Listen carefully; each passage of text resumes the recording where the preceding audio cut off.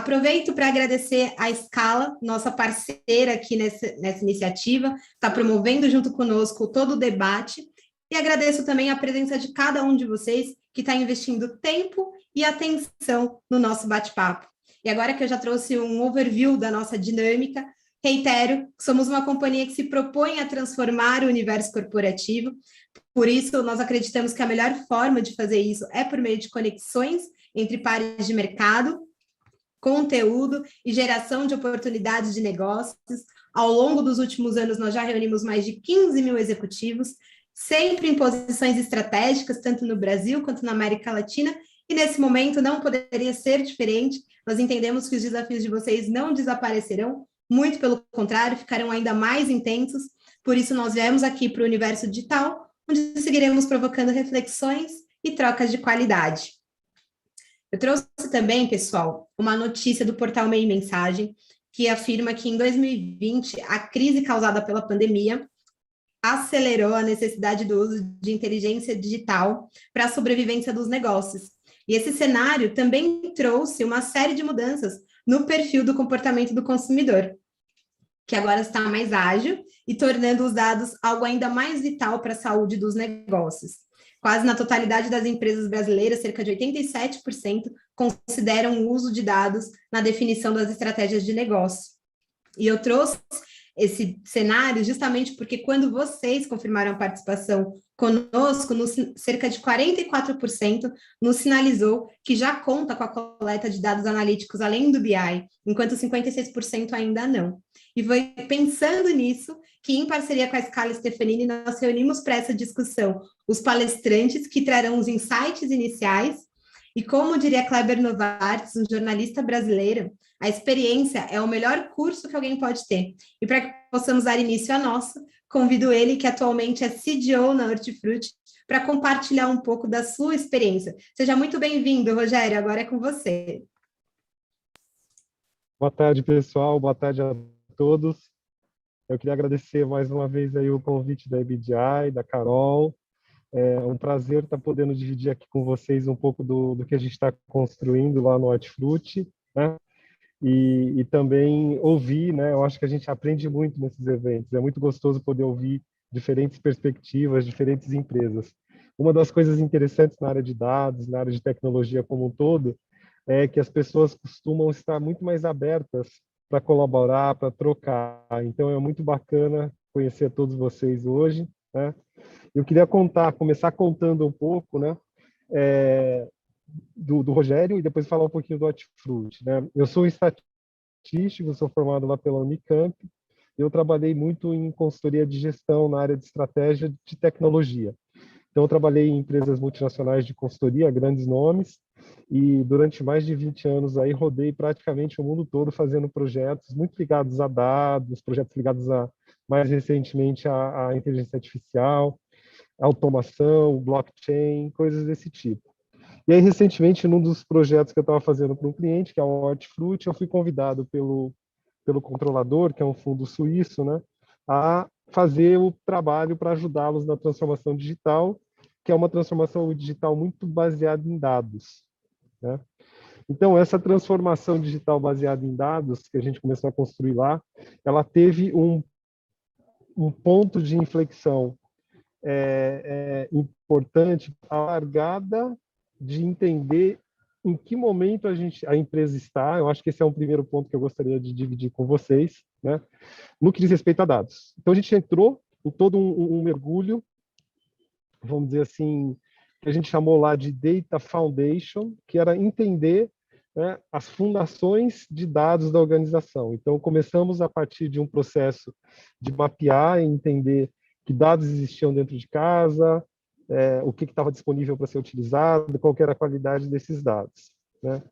E tudo isso, acho que é importante mencionar, né, estava motivado pelo fundo, né, pelo controlador, por uma característica única do nosso modelo de negócio, né, que é o varejo alimentar de produtos frescos. O que tem de diferente nesse varejo alimentar dos outros varejos? A frequência com que o cliente vem nos visitar. Então, por exemplo, você vai numa loja de eletrodomésticos, num e-commerce de celular, não é que a gente troca todo ano, né, a TV, a geladeira ou o nosso telefone. Agora, banana, maçã, alface e verdura, a gente compra praticamente toda semana, né? E uma das características, a gente tem em média clientes, nossos clientes fiéis premium, eles vão 67 vezes por ano à loja, às nossas lojas. Então, eles entram lá dentro 67 vezes, em média. Tem cliente que vai.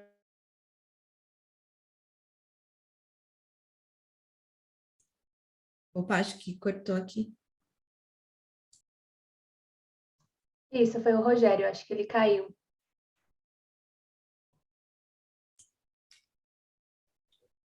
Alô, pessoal? Rogério, acho que agora você voltou. Desculpa, eu tava, deu uma caída aqui, mas eu estava dizendo que a quantidade de dados que a gente recebe, né, dentro de cada visita dessa, ela gera um volume vamos dizer assim, de massa para trabalhar enorme, né? E quando nós começamos a juntar isso com o que aconteceu pela pandemia, né, as pessoas não podendo sair de casa, a gente teve muitas vendas pelo WhatsApp, por canais digitais, esses dados foram se enriquecendo mais ainda. Então, o nosso negócio, que é um negócio de muita informação, porque tem muito contato, é um terreno muito fértil, né, para explorar essa transformação de dados, essa transformação digital, né, de dados. E foi aí que nós começamos esse trabalho de Data Foundation. Então, vamos entender exatamente quais dados existem, né, dentro da nossa organização, quais dados podem ser capturados, que não existem, mas que podem ser capturados, né? E como a gente pode começar a organizar essas informações, esses dados, em repositórios que possam ser depois utilizados para construir produtos digitais de dados. Boa parte da minha equipe trabalha na construção de produtos digitais de dados. E o que são esses produtos digitais de dados? Na verdade, uma combinação de três coisas, né? O dado puro, algoritmos que entendem ou trabalham de alguma maneira o dado. E o terceiro, que é muito interessante, é a automação da tomada de decisão a partir dessas informações que são geradas pelos algoritmos que estão consumindo os dados. Então, quando a gente fala de um modelo operacional digital de varejo, que é o que a gente está construindo, a gente está falando essencialmente de pegar todo esse volume de dados e conseguir, por exemplo, pegar e escolher em cada loja, decidir quantos pés de alface eu vou pedir de manhã, de uma maneira que não sobre nenhum pé lá para estragar e que o cliente não entre na loja e encontre a banca vazia. Nós temos um produto que chama Automate, né, um tomate dos nossos sortimentos lá. E o que esse Automate faz? Ele vai, todo dia, ele olha, por exemplo, temperatura, precipitação. Vocês sabem que quando está muito frio, a venda de fruta não é tão grande, né? O pessoal gosta mais de uma sopa. Então, todas essas informações e, obviamente, o histórico de venda do dia da semana, do horário, elas são levadas em conta e aí um pedido novo é feito pelo algoritmo. E o que é interessante desse processo? Esse pedido, ele já vai integrar o SAP, já vai subir lá no nosso catálogo, já vai informar o e-commerce, porque as nossas lojas são a base do nosso e-commerce, né? Os produtos saem de cada loja. E esse processo acontece em muitas outras decisões de varejo que a gente toma. Então, por exemplo, precificar um produto.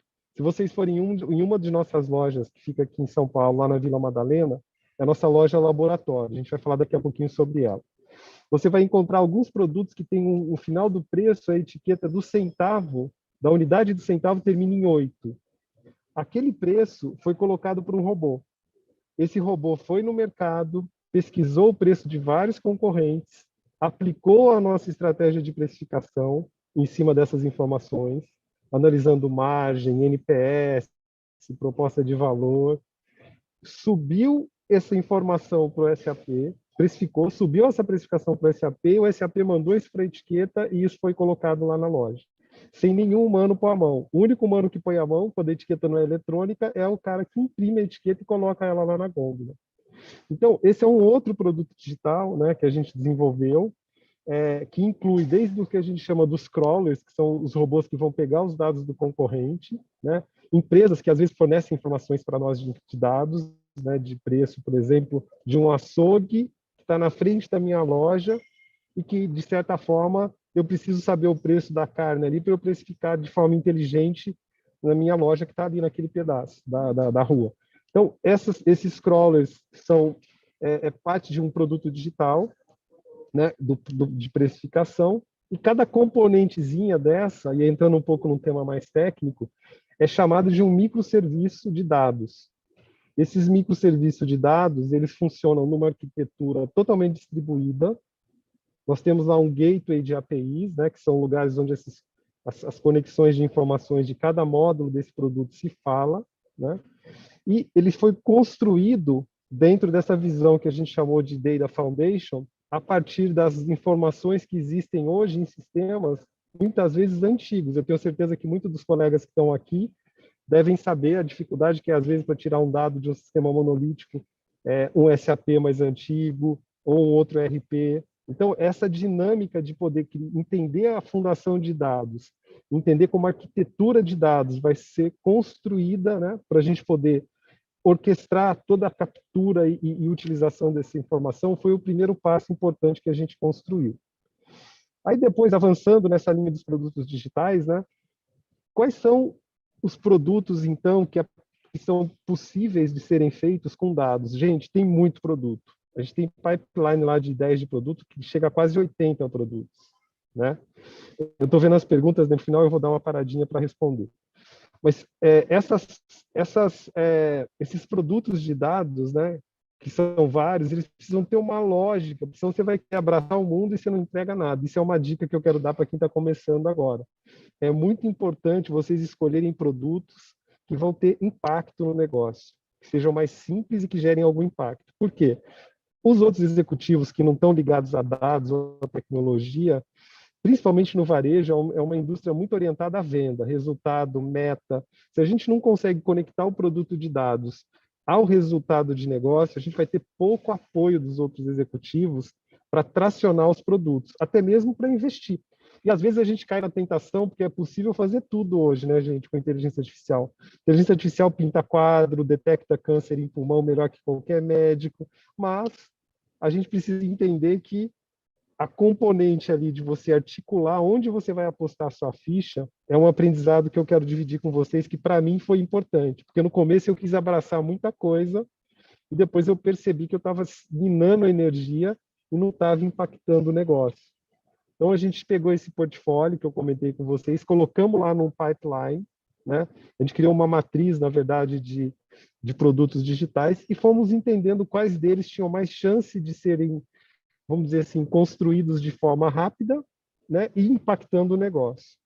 Então, esse foi um passo importante nessa linha de evolução. E aí surgiu esse conceito dos produtos digitais, onde a gente começou a trabalhar a esteira de desenvolvimento, naquela visão que o Ágil traz do patinete, depois a bicicleta, a motocicleta, o carro elétrico, no sentido de vamos construir MVPs de dados simples, vamos lá testar se realmente o algoritmo consegue pedir o número de tomate melhor do que o cara que está lá na banca, porque pensa bem, o cara que está vendendo tomate há 20 anos, eu chegar para ele e falar, olha, agora um robô vai pedir o tomate para você.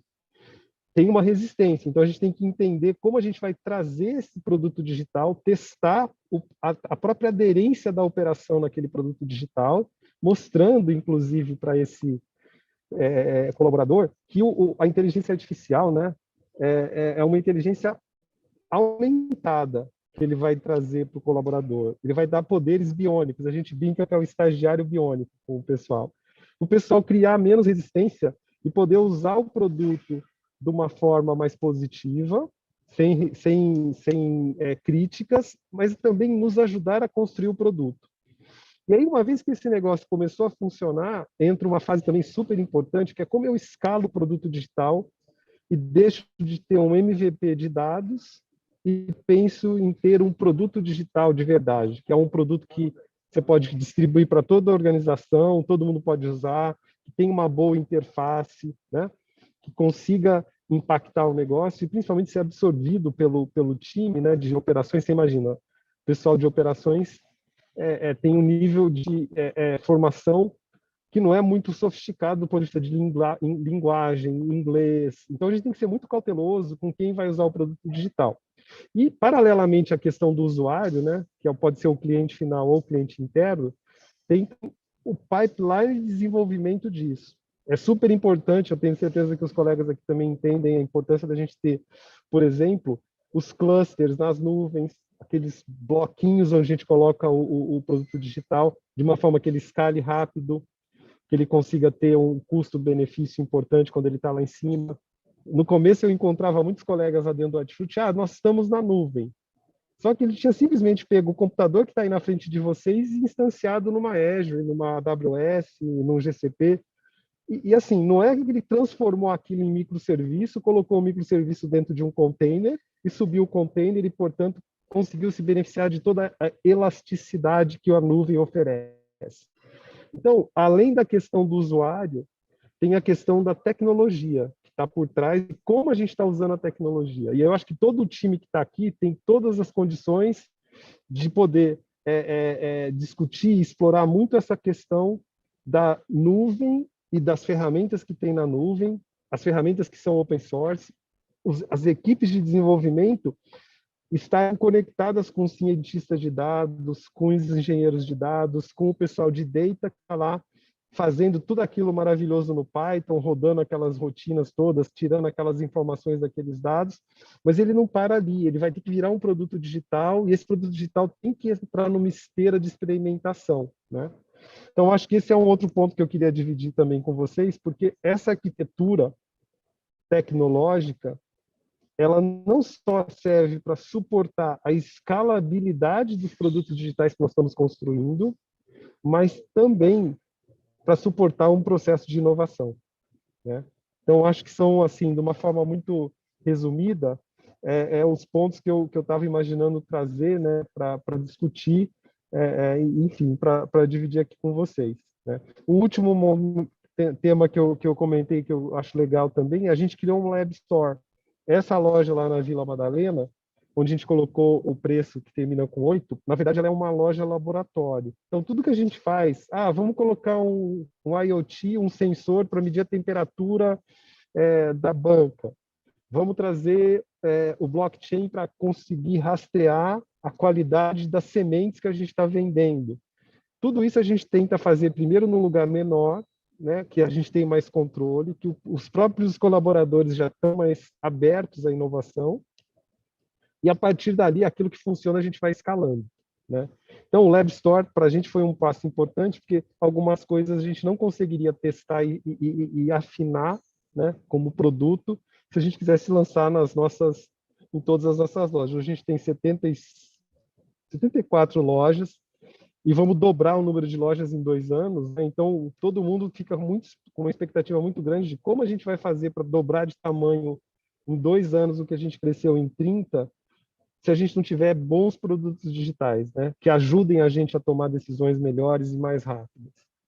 Então, basicamente, assim, eu acho que, de uma forma muito resumida, né, eu falei sobre o nosso contexto, sobre a história do Data Foundation e o roadmap disso, né, o Data Roadmap, também quais são as evoluções que a gente vai ter, que basicamente é quebrar dados que estão em silo, no Excel, às vezes, das pessoas, e começar a colocar isso em bases de dados compartilhadas, bibliotecas de dados, bibliotecas de modelos, que são os algoritmos, né? Eu falei um pouco de como a gente construiu os produtos digitais e como eles têm que estar alinhados à estratégia de negócio. Falei da arquitetura para escalar e falei também do Lab. Então, assim, resumidamente, eu acho que foram os pontos que eu explorei. Aí eu não sei, Carol, se você quer abrir para perguntas ou se vocês querem que eu fale um pouco mais sobre algum aspecto específico. Rogério, já chegaram. Muito obrigada, né, antes de mais nada, por compartilhar conosco, né, o trabalho belíssimo que você vem desenvolvendo na Hortifruti. Sou bem suspeita. Já chegaram algumas perguntas aqui no chat. Eu queria até convidar o Rodrigo Gama, do BNDES, para trazer a pergunta na voz. Rodrigo, fica à vontade. Obrigado, Érica. Rogério, assim, acho que parte da pergunta aqui você já respondeu, tá? Não sei se você estava colando aí no chat, mas ou se eu perguntei bem com o que você já ia falar depois. Mas, assim, de qualquer jeito, eu acho que talvez tenha alguns insights adicionais que você possa trazer eu falando sobre a pergunta aqui, tá? Assim, a minha dúvida principal é um pouco sobre como funciona quais são os papéis das equipes, sabe? Eu sou head de analytics aqui no BNDES, de governança de dados, e aí a gente tem uma questão que é a distribuição dessa equipe e como ficam distribuídas essas responsabilidades. Assim, a minha unidade hoje não fica dentro da TI, eu fico fora da TI, tá? Apesar do meu background ser todo de TI, a gente acaba gerando projetos de tecnologia para serem implementados pela TI, aí tem todo o nosso trâmite de ágil, a gente toca os projetos junto com o pessoal, mas a minha dúvida é um pouco aonde termina aí no seu caso, né, no Hortifruti, aonde termina a sua responsabilidade e aonde começa a responsabilidade de outras unidades. E aí não só na implantação desses produtos de dados, mas também na gestão da informação. Você gere toda a informação ou tem unidades de negócio específicas responsáveis por essa gestão? Boa pergunta, Rodrigo. Obrigado. Na verdade, assim, a gente tem uma estrutura organizacional que foi construída dentro do Hortifruti, que colocou toda a área de tecnologia embaixo da minha diretoria. Então, desde da tecnologia transacional, o SAP, o PDV que está lá na loja, cybersecurity, privacy, está todo mundo embaixo da diretoria digital. Então, com exceção do gestor do canal, né, que é o cara que gera o e-commerce, por exemplo. A gente tem um head de gestão do canal, mas ele é um gestor de negócios, vamos falar assim. Agora, todo mundo está dentro ali do nosso time. E é claro que, apesar isso foi parte da estratégia da gente acelerar a nossa digitalização, né, trazer esse mundo antigo do RP, o monolito, para esse mundo dos microserviços, o mundo dos dados, né, e uma forma foi a gente consolidar tudo. E, assim, na prática, o que a gente vê, né, e que é empresas que estão com essas funções separadas, muita dificuldade de tirar o produto do processo do MVP, principalmente um produto de dados, né, e passar aquilo para o desenvolvedor fazer vamos dizer assim, a construção do produto digital, de fato, né? E aí, o que eu posso dizer para você como aprendizado, né? Mas, então, eu estava dizendo que o aprendizado importante é a gente usar os squads e construir squads multidisciplinares. Então, independente do nosso caso, é mais fácil que eu estou com todo mundo dentro da minha área, né? Mas imagina que a gente está com isso separado, que muitas empresas ainda têm dessa forma. Então, construir um squad multifuncional, onde você tem o cientista de dados, o dev, o cara de UX e UI, o engenheiro de dados e o PO que está olhando para aquele produto digital, que está entregando um OKR ou um objetivo de negócio claro, é uma forma que a gente encontrou de acelerar o processo. Tá? Então, acho que essa questão organizacional, os squads ajudam muito. Inclusive, quebrar os silos de dados, porque hoje eu tenho squad que eu trago gente de marketing, eu tenho gente de área de negócio em squads meus. Eu tenho, por exemplo, um produto digital de recorrência, né, que é aquela cesta que toda semana você compra. Então, eu estou construindo um time que envolve gente do marketing, gente do comercial, de operações, para criar o produto digital.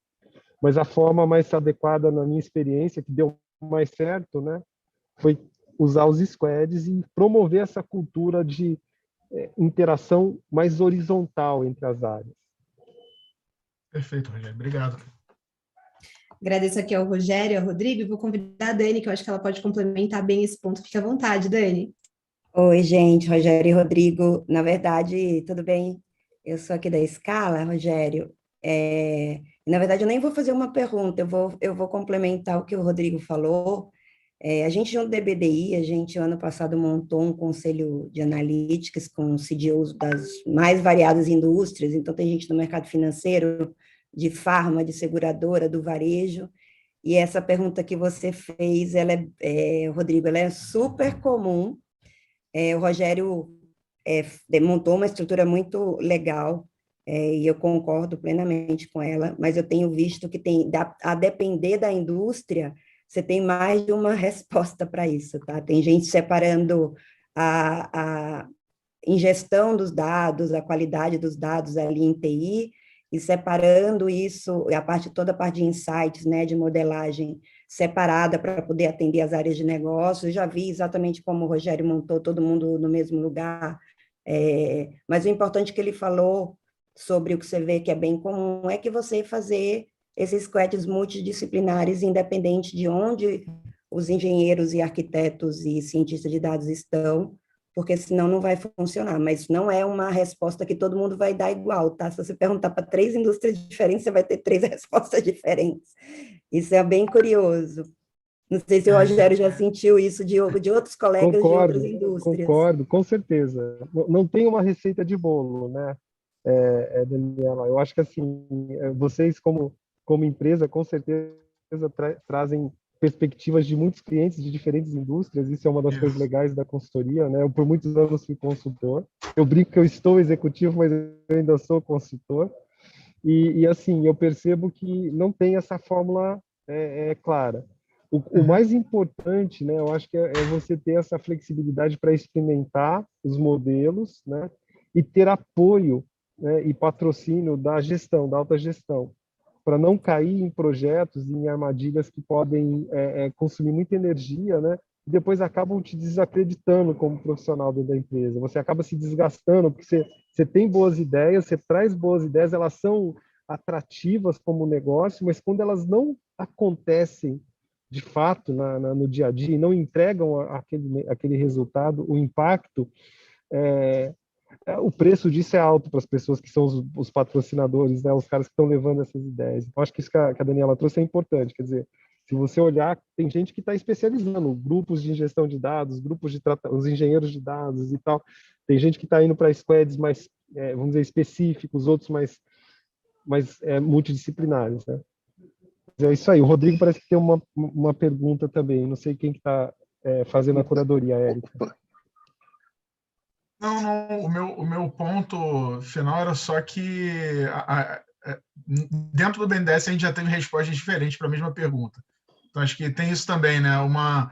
É um processo evolutivo. Assim, a gente vai tentando, a gente de vez em quando erra e precisa mudar. Aí é um pouco de organização ágil também. Mas... Exato. E só um comentário adicional, construir uma cultura de data dentro da empresa, de dados, demora, gente. Não é uma coisa que acontece rápido, tá? Eu posso falar para vocês que eu mesmo estava com expectativa de ir muito mais rápido no Hortifruti e eu percebi que é um processo mais longo, né? Você não consegue chegar e de uma hora da noite para o dia já começar a botar os engenheiros de dados. Os caras podem fazer modelos fantásticos, mas a conexão disso com o negócio não é simples. Tem uma transformação cultural antes da transformação digital e analítica, né? Então, Rogério, parece que você também adivinhou a minha pergunta. Eu ia perguntar justamente isso, como é que foi essa transformação cultural, se foi fácil ou não, pelo jeito também não. E aí, isso é muito comum também da gente escutar como resposta, que parece um parto você introduzir uma cultura de dados. Eu acho que esse é um dos maiores desafios, né, na transformação. Mas, assim, só por curiosidade, qual o tamanho, mais ou menos, assim, em média dos seus squads? Quantas pessoas tem por squad dentro do Hortifruti?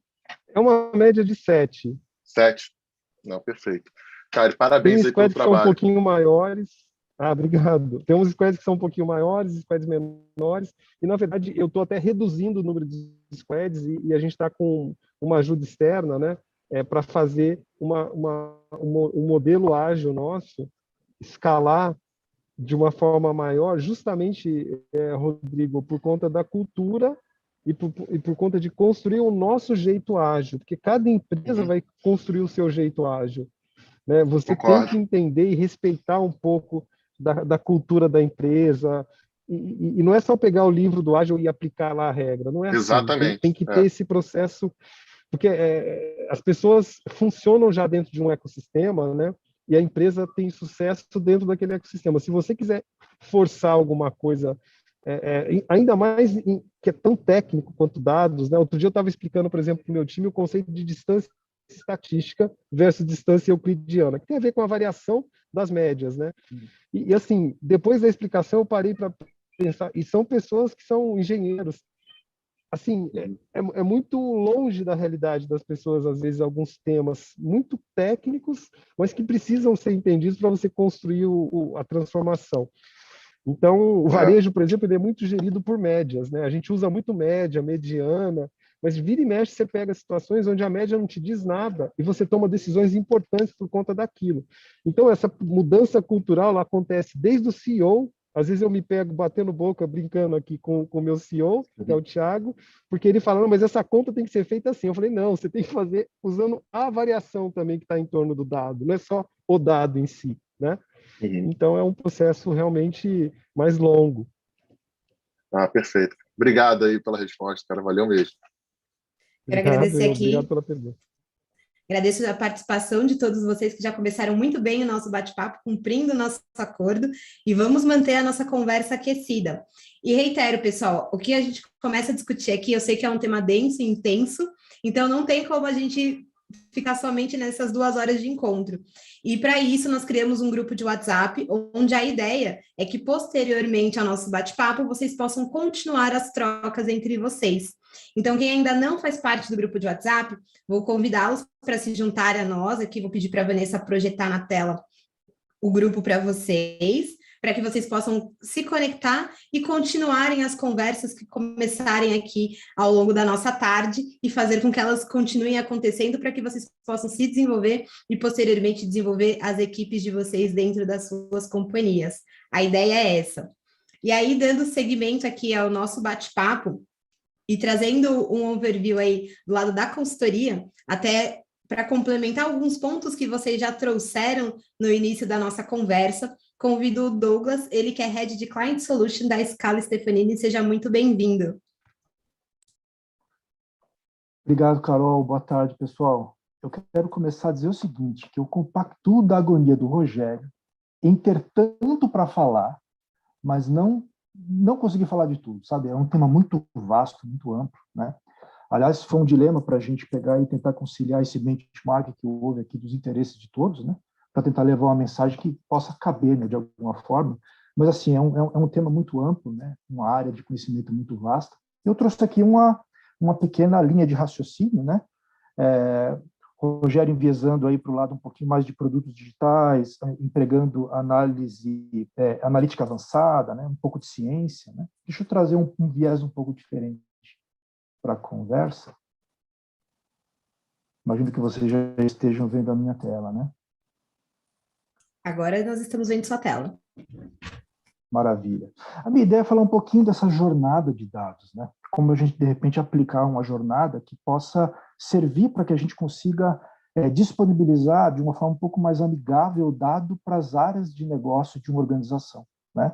Veja, o Rogério está lá no final, né? Ele emprega muito dado, mas eu entendo que ele está muito lá no final do ciclo de vida de toda uma construção, né? De toda uma governança, de todo um estabelecimento, né? De uma cultura de dados, para que ele consiga acelerar esses produtos digitais, né? Então, a minha ideia aqui é mostrar um pouco uma visão, né, preliminar de como a gente pensa essa jornada governada, para que a gente consiga pegar e, de alguma forma, disponibilizar essas informações bem estruturadas, né, curadas, para que a organização consiga empregá-las de forma analítica, né, para poder responder algum tipo de desafio de negócio ou mesmo trazer insights que possam ser tratados no nível de produtos ou mesmo de estratégia corporativa, né.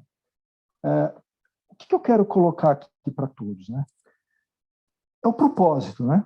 Quando a gente fala de utilizar, né, bem os dados dentro da organização, eu gosto de tentar refletir as coisas dentro de propósitos. E aqui a ideia é falar um pouco de como a gente pode pegar e dar à organização amplo acesso aos dados e informações que ela dispõe, né, que ela tem, tá certo?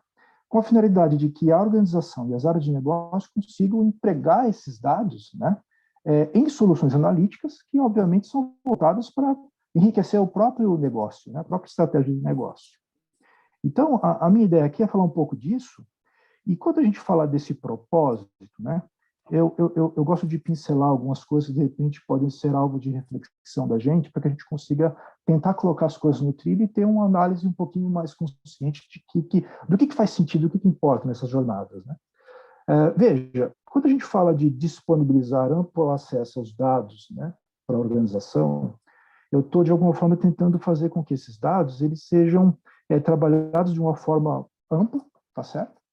E trabalhar esses dados de uma forma ampla tendem a fazer que a gente pense bem em evitar silos de conhecimento, né?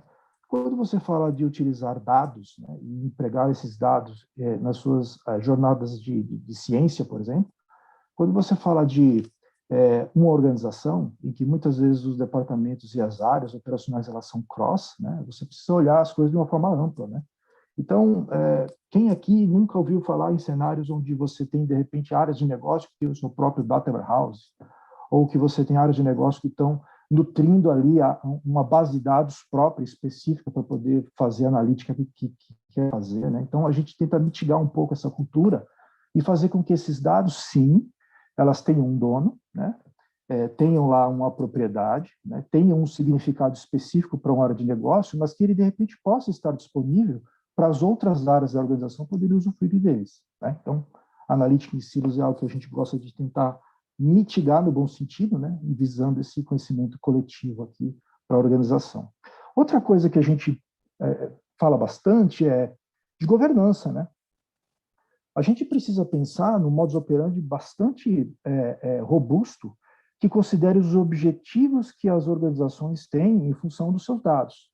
Então, muitas organizações gostam de pensar essa jornada de trás para frente, ou seja, que indicadores ou que responsabilidades os gestores têm frente à organização, né, com relação às suas áreas, e isso se traduz em KPIs, em indicadores, em compromissos, tá certo? Que são lastrados em dados. Então, eu preciso de uma qualidade maior, eu preciso de um tempo de resposta melhor, eu preciso de uma série de coisas, né? E aí se faz uma engenharia reversa, vamos chamar assim, né, de que dados lastram esses indicadores. Então, a governança, ela tem que olhar muito quais são os objetivos das áreas de negócio, né, em função do uso dos dados, né, e como a gente faz com que os dados que são gerados pelos sistemas de registro, ou sistemas de origem, cheguem de uma forma amigável para que eles consigam trabalhar esses dados com soluções analíticas e, eventualmente, terem mais performance, né, vamos dizer assim, para gerir essas operações no dia a dia, em função desses objetivos que cabem a eles, né. E quando a gente pega e estabelece uma governança, né, ou seja, um modus operandi, a gente lá na frente, né, como a ideia também é fazer com que os dados eles sejam bem operados, né, e bem utilizados na organização, a gente tem condições de repente, fazer este emprego, né, de analítica avançada, né, que o Rogério exemplificou aí com alguns casos que ele trata.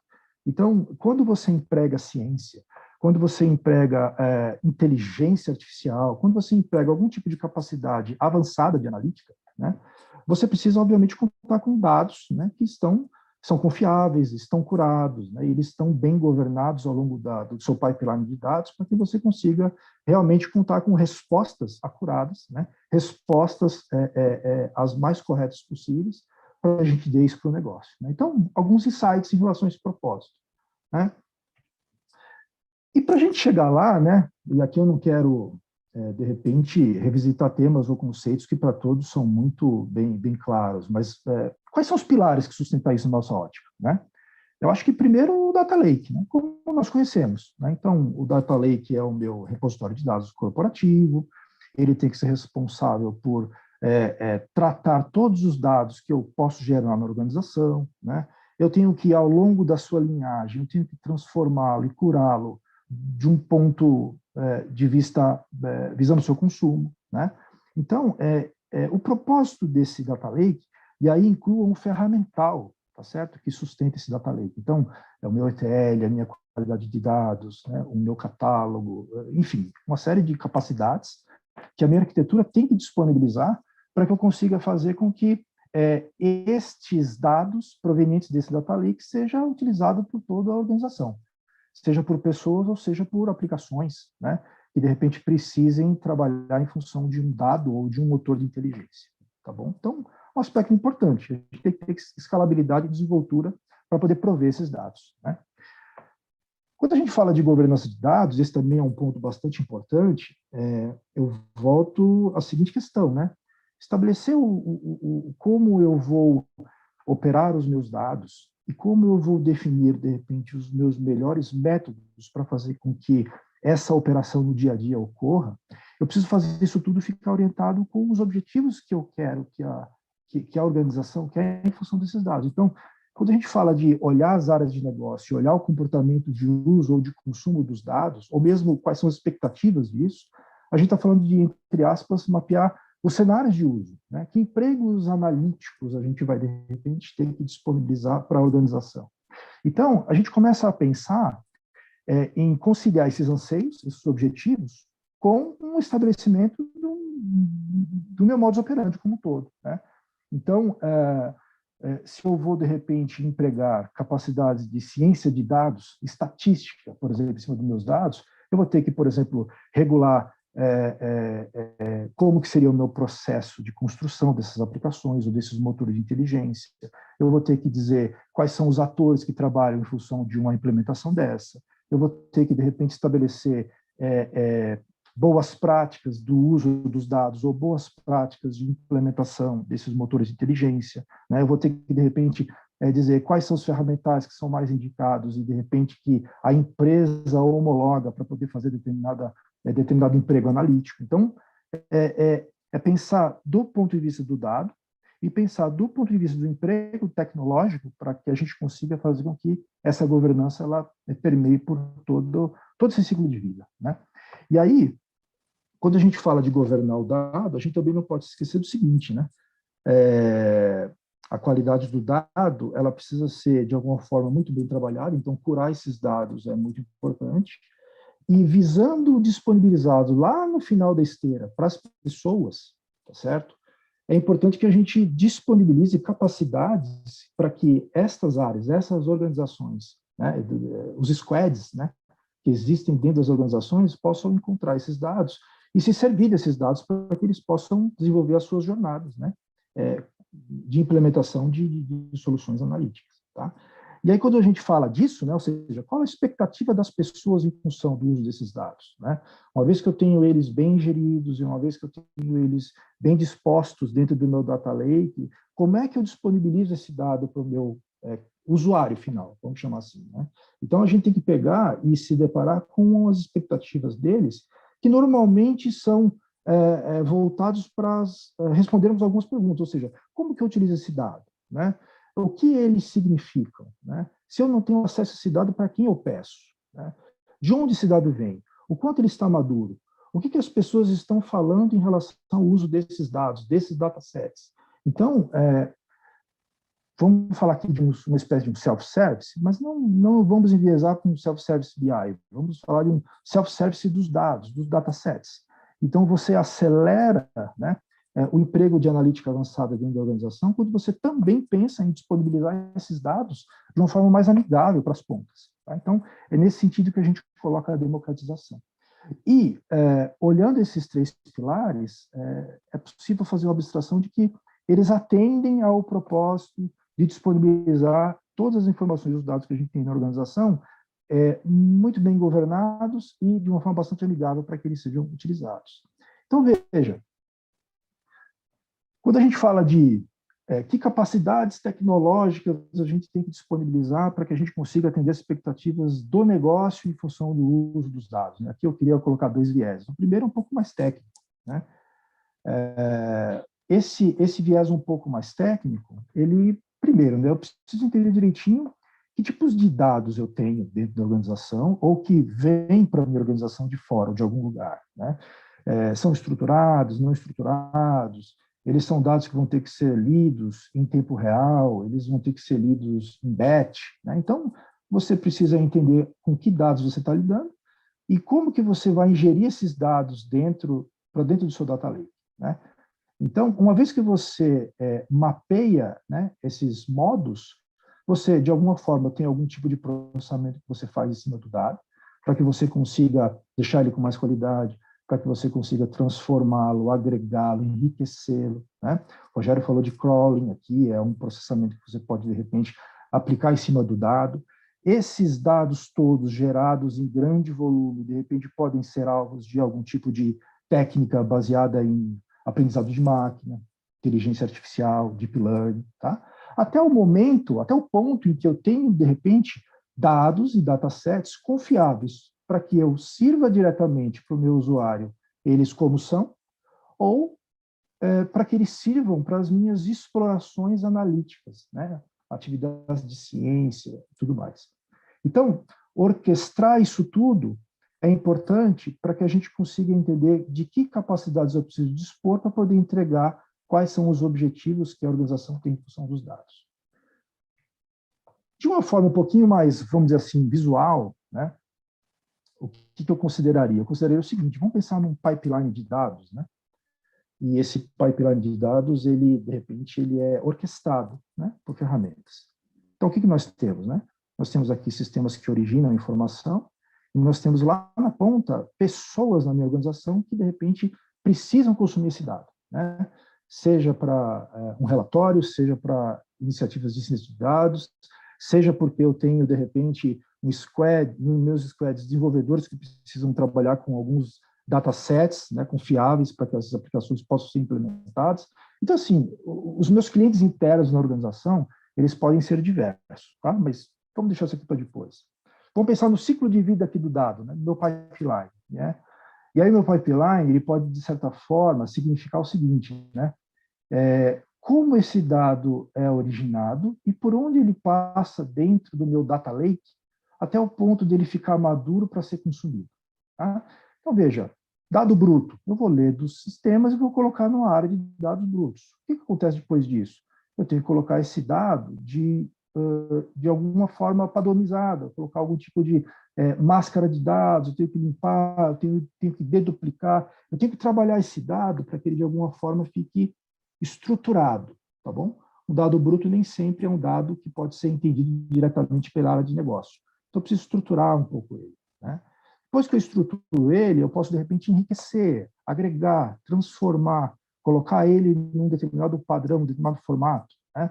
Ou seja, eu aplico algum tipo de transformação em cima desse dado para que ele fique bom para ser consumido, tá? Ele estando bom para ser consumido, eu consigo servi-lo para toda a organização. A jornada de ciência de dados, aqui um outro exemplo, né? Quando o cientista de dados ele trabalha, o que ele faz? Ele basicamente explora dados, datasets, que estão residindo dentro das minhas áreas de dados do meu data lake. Então, dependendo da jornada de analítica que ele tem que desenvolver, ele pode, de repente, pegar o dado como ele é, o dado bruto, né? De repente, estou falando de um streaming que vem de um sensor, ou vem de um aplicativo, o dado como é, e ele é suficiente para que essa jornada de exploração ela possa ocorrer. Às vezes, não. Às vezes, eu preciso que ele minimamente tenha tido algum tipo de qualidade de dados, algum tipo de padronização, ou então não, de repente o meu trabalho ele seja um trabalho um pouco mais holístico e que eu precise confrontar esses datasets para que eu tenha algum contexto, né? Então eu vou trazer esses dados, né, de uma área curada, né? Mas o que acontece, né? As jornadas de ciência de dados, elas normalmente aterrissam aqui no que a gente chama de um sandbox, né? Para que os cientistas eles possam trabalhar explorando o dado. Veja, olhando do ponto de vista do usuário de negócio, do ponto de vista do cientista, o que essas pessoas precisam na ponta? Eles precisam na ponta encontrar os dados que podem fazer sentido para eles, tá? Às vezes, né, e aí eu ouço de muitos cientistas isso, né? Não sei se o Rogério já se deparou com isso em algum momento, né? Mas às vezes as jornadas de ciência de dados elas se deparam na qualidade do dado, né? E no quão difícil de repente ele o quanto é difícil obter esses dados, né? Então, veja, se você não tem uma orquestração boa para que esses dados eles estejam disponibilizados, catalogados, que eles tenham significado, de forma que as pessoas se orientem através de pesquisas e buscas para poder baixá-los e trabalhar esses dados, você tem um problema que leva a algum tipo de burocracia para conseguir, né? Então, a ideia é exatamente essa. Então, quando a gente fala de ferramental, né? Poxa, ferramental está espalhado em todo o meu pipeline de dados, né? A minha orquestração como um todo. Então, aqui eu estou falando de bases de dados, né? Aqui eu estou falando de processos de ETL, aqui eu estou falando, de repente, de qualidade de dados, né? Jobs de transformação, ou mesmo ferramentas, né? De BI, ferramentas de analítica avançada, né? Um solver matemático, né? uma ferramenta ou um tipo de linguagem de programação para o emprego de algum tipo de algoritmo estatístico, né? Então, eu tenho que considerar todas as ferramentas, né? Os softwares, e, de repente, podem fazer sentido para que eu tenha esse pipeline bem gerido, visando os objetivos que eu quero com o dado, né? Ciência de dados, poxa vida, a jornada de ciência de dados normalmente envolve essas esferas aqui, né? Eu preciso trabalhar com dados, tá certo? Esses dados, eles precisam, de alguma forma, estarem disponíveis, né, de forma simples para que eu trabalhe. Obviamente, usando um ferramental apropriado para isso. Quando eu falo de governança como um todo, né? Ou seja, governança do meu dado, né? Como eu quero operar o meu dado na organização, e também uma governança voltada para o uso do ferramental, tá certo? Como eu implemento um job de ETL? Como que eu sirvo o dado para a minha organização através de Self-Service BI? Você precisa definir esses ciclos de vida de implementação, precisa definir quais são os atores, o que cada um faz, que insumos eles recebem para poder trabalhar, o que eles entregam, né? Então, governar, né, tem a ver com o propósito do uso do dado e também como você vai operar esse ferramental como um todo, essa orquestração, para que você consiga atender os seus objetivos, né? Dados, onde eles residem?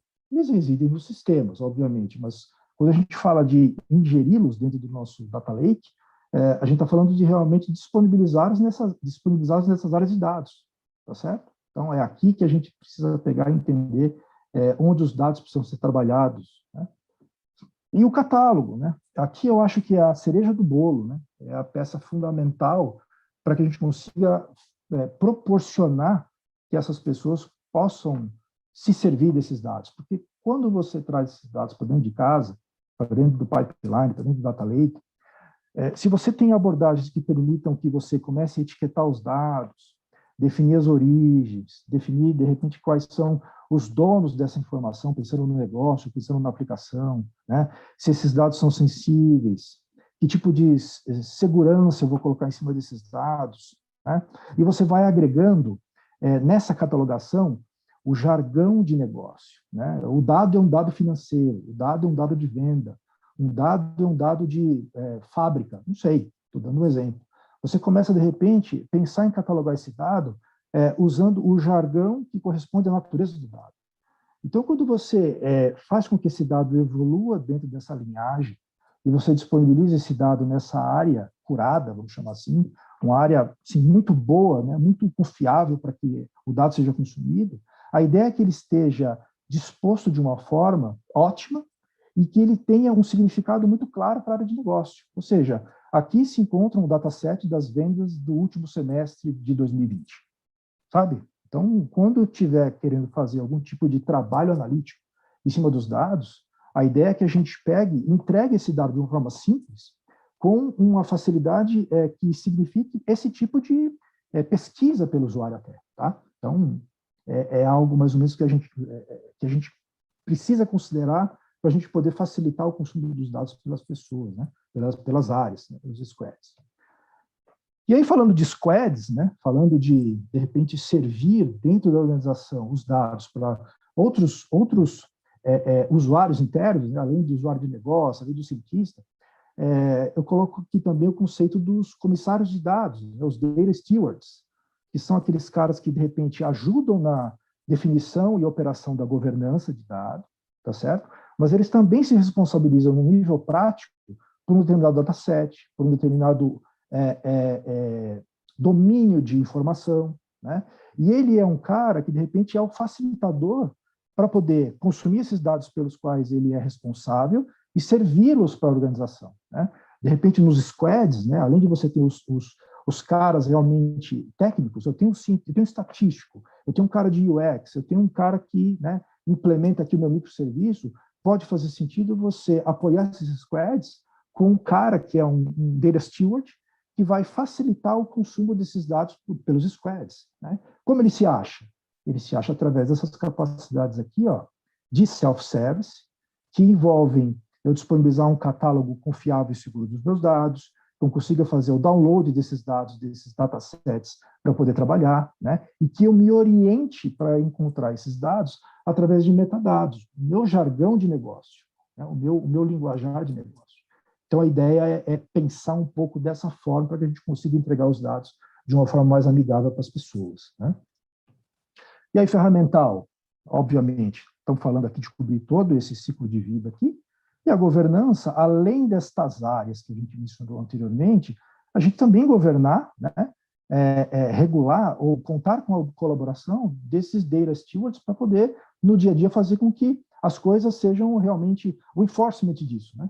Que a gente consiga garantir isso. Então, por exemplo, ele pode ser um interlocutor, né, para dentro da minha governança de coisas que, de repente, precisam ser melhoradas, um feedback do usuário, é um dado que tem que ser melhorado, é uma disposição que precisa ser pensada, sabe? Ele é o cara que, de repente, facilita a interlocução entre o consumo e a geração e a governança desse dado. É um negócio bastante legal também, né? E aí, para fechar as capacidades, né, que a gente precisa prover para as pessoas, a gente está falando basicamente de 4, né? A gente tem que dar capacidades para que as pessoas possam sozinhos, né, sozinhos explorarem os dados, ou seja, capacidades de busca, filtro, né? Eu coloco termos, né, que são familiares a mim e a minha área de negócio, para que eu encontre os dados que podem fazer sentido para o meu uso. Uma vez que eu tenho essa lista de dados disponíveis, metadados, né, datasets que correspondem a algum tipo de significado, né, e eu faço isso através de metadados, de contexto, eu digo o seguinte, né, este dado aqui tem esse significado, isso aqui é faturamento, isso aqui é estoque, né, isso aqui é do período tal, isso aqui, né, então eu consigo dar significado para os dados que de repente estão disponíveis para ele poder trabalhar, né. O ferramental de consumo desses dados, ou seja, eu tenho que deixar o cara fazer um dump desses dados, né? Eu tenho que disponibilizar dentro de uma ferramenta, normalmente esse cockpit, um cockpit web, para poder fazer esse download, né, desses dados. E, por último, de repente, um feedback do uso, da experiência que essa pessoa teve no uso desses dados. Então, ele pode, de repente, dar uma nota, ele pode ranquear o dado, ele pode comentar boas ou más experiências em função dessa jornada analítica que ele desenvolveu em função desses dados. Por quê? Porque isso pode ser input para a gente pegar e melhorar a governança, melhorar os nossos métodos, tá certo? Então, a gente entende que essas capacidades aqui são muito elementares para a gente poder ter essa interlocução com as áreas, né? Ter essa interlocução com os consumidores de dados, tá? E aí, alguns casos, né, simples no dia a dia, né? Por exemplo, né, segurança e autorização de acesso. Por mais que a gente fale de tentar evitar uma analítica em silos, talvez faça sentido a gente pegar e deixar um dado seguro, né? Por exemplo, um cientista de dados não necessariamente precisa ter acesso, no primeiro momento, a um dataset de recursos humanos, né? O meu analista de recursos humanos não precisa, no primeiro momento, ter acesso ao meu dataset de CRM. Então, eu posso, na catalogação, e seguindo todo aquele conceito de dar propriedade ao dado e deixar o dado seguro, eu consigo fazer com que essa segurança ela seja garantida através desse ferramental. Ao longo do tempo, né, se o meu cientista de dados precisar acessar um dataset de RH, esse acesso pode ser consentido, tá? Pelo dono do dado, né, o Data Steward pode ser facilitador para isso, tem como se fazer isso, né? Outra coisa importante é a seguinte, né? Vou fazer aqui um trabalho analítico em cima de dados, né? De onde vêm esses dados? Por que steps dentro do meu pipeline ele passou, né? Ele foi um dado que foi transformado, foi aplicada a qualidade dele. Então, às vezes, formar uma opinião sobre qual o dataset ou quais dados faz sentido para eu pegar e utilizar, pode fazer sentido de você ter uma visão dessa linhagem de dados, tá? Algo legal também para que se disponibilize para os usuários, para as pessoas. E situações como essa, né, que tem a ver com o feedback, né, das pessoas no uso desses dados. Então, eu sou um cientista e eu quero trabalhar com dados do CRM, né? Eu fiz lá as minhas pesquisas, a ferramenta me trouxe lá uma série de datasets que são candidatos ao meu trabalho e por qual eu vou decidir, tá certo? Eu posso, de repente, fazer com que as pessoas possam se nortear através do ranqueamento, do feedback dos usuários, né? Em função do uso desses dados. Então, poxa, no primeiro momento, se eu sou um cientista, eu olho, de repente, um dataset que teve uma nota 2 de avaliação e um outro que teve a nota 5, se eles servem para o mesmo propósito, eu vou baixar o que tem um feedback um pouco melhor, né? Então, são essas capacidades que a gente, de repente, pensa, né, para poder facilitar o acesso das pessoas aos dados e como esses dados precisam ser, no dia a dia, garantidos, né, em termos de qualidade e capacidades, para que a gente consiga disponibilizar isso de forma fácil, né? Fechando aqui, né, quais são as considerações, né? O que a organização precisa entender do ponto de vista dos dados? Talvez seja um viés legal para a gente poder pegar e começar a mapear que fontes de informações são importantes da gente começar a colocar no trilho, né? Colocar num pipeline de dados, né? Implementar essa governança é super importante, até porque catalogar os dados é uma das matérias que essa governança precisa tratar, e para a gente poder dar capacidades para as pessoas se servirem dos dados, a catalogação é um componente fundamental, né, porque através desses termos, né, desse jargão que ela consegue se localizar e usar os dados que fazem sentido para ela, né, e fazer com que toda essa servidão dos dados, né, possa ser feita de forma amigável, né, pensando no quê? Pensando naquelas expectativas das pessoas, né? Onde estão os dados? Quais são os donos desses dados, né? Eles são confiáveis? Então, a gente se colocar um pouco no dia a dia deles e entender direitinho quais são os anseios, né, que as pessoas, de repente, têm para usar esses dados. Okay?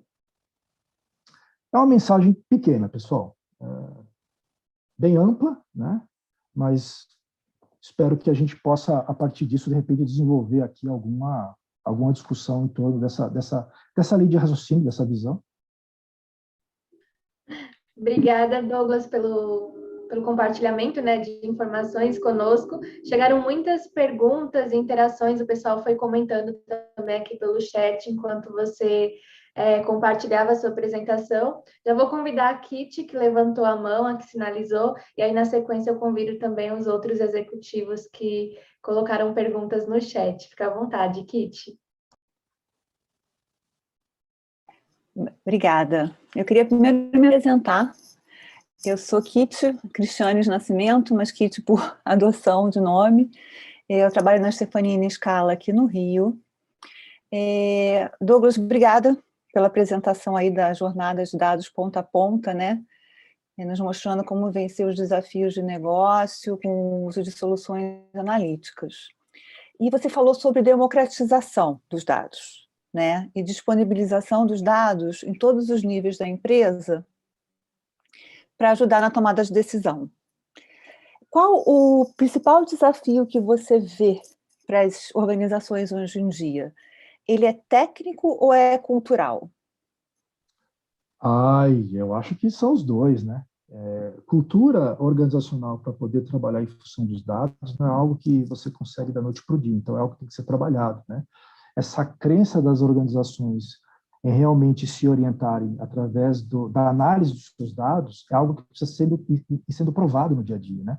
Você precisa, por vezes, desenvolver algum tipo de iniciativa que vá mostrando ao longo do tempo, né, que isso é vencedor, tá? Então, eu acho que isso é um aspecto bastante importante, né? Cultura é um negócio importantíssimo, né? Isso não é simples, né? Você precisa, desde o nível executivo até o nível um pouco mais baixo na cadeia, mostrar para as pessoas que isso faz muito sentido para a organização. E veja, né? Sem ferramental você não realiza, por exemplo, entregar esse tipo de capacidade para as pessoas, né? Fazer com que as pessoas se sirvam dos dados nesse nível pode parecer simples, mas não é tão simples. Você tem uma série de estágios que você precisa pegar e tratar com ferramenta dentro do seu pipeline, né? Você precisa ter uma boa governança. Quando você escala o dado no nível organizacional, você precisa ter as coisas muito no trilho para você não perder o controle. Porque se você perder o controle, você pode perder um pouco do que você evangelizou no bom sentido em função a respeito da crença, né, do uso dos dados. Então, você não pode frustrar. Essas coisas têm que ser muito bem projetadas e tratadas no dia a dia. Tá? Governança é fundamental, senão você perde o controle.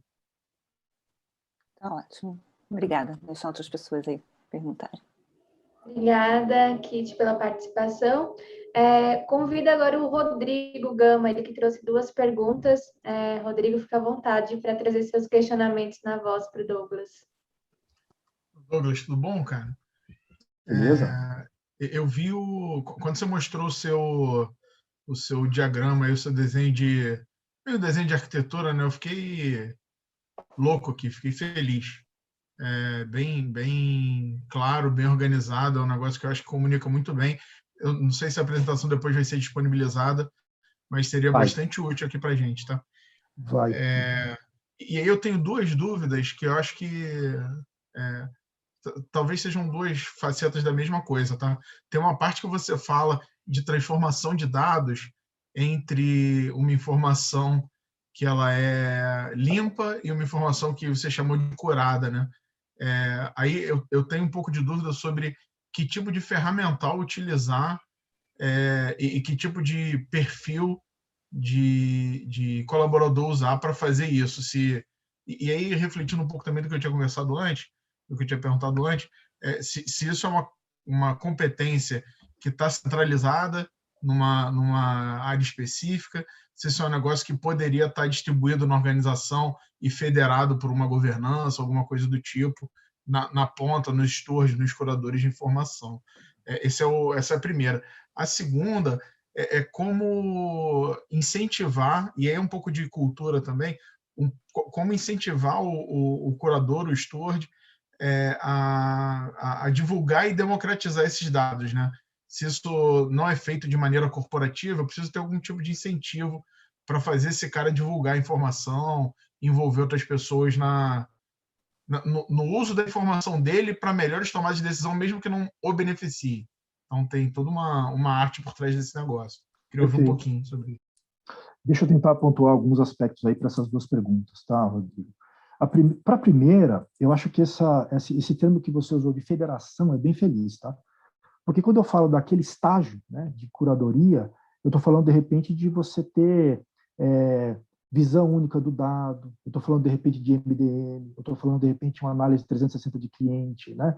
Cliente, produto, contrato, coisas, né, que, de repente, signifiquem essa visão 360 em função de um determinado dado, ou entidade de dado, né? Quando a gente fala de curar o dado, é exatamente isso. É eu poder entregar essas diversas facetas de análise quando eu preciso buscar, de repente, um melhor entendimento do meu cliente, do meu produto, tá? Tem a ver com isso, ok?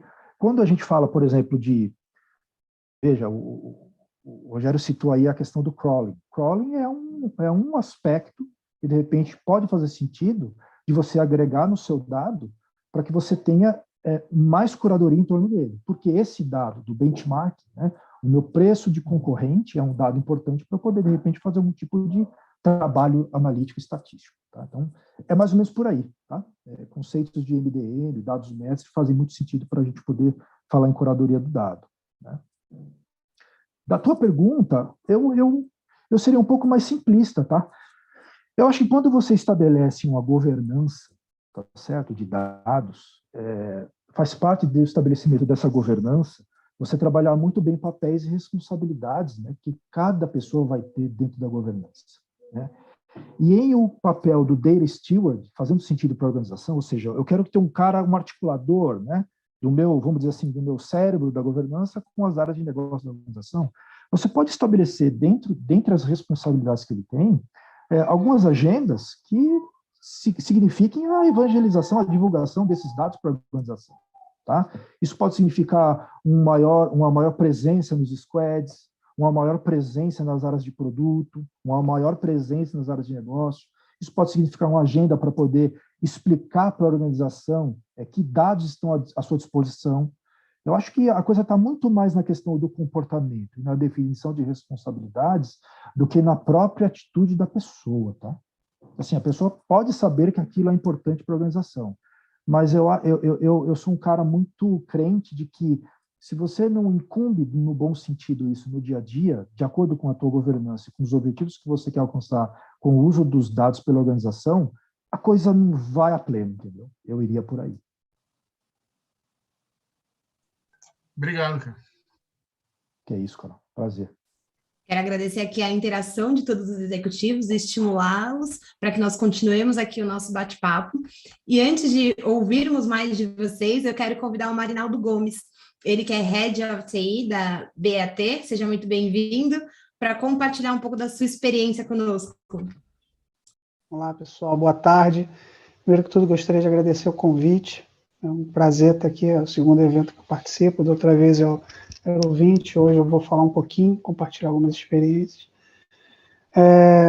Eu queria começar apresentando a BAT, rapidinho, não sei se todos conhecem. A BAT, aqui no Brasil, ela era conhecida como Souza Cruz.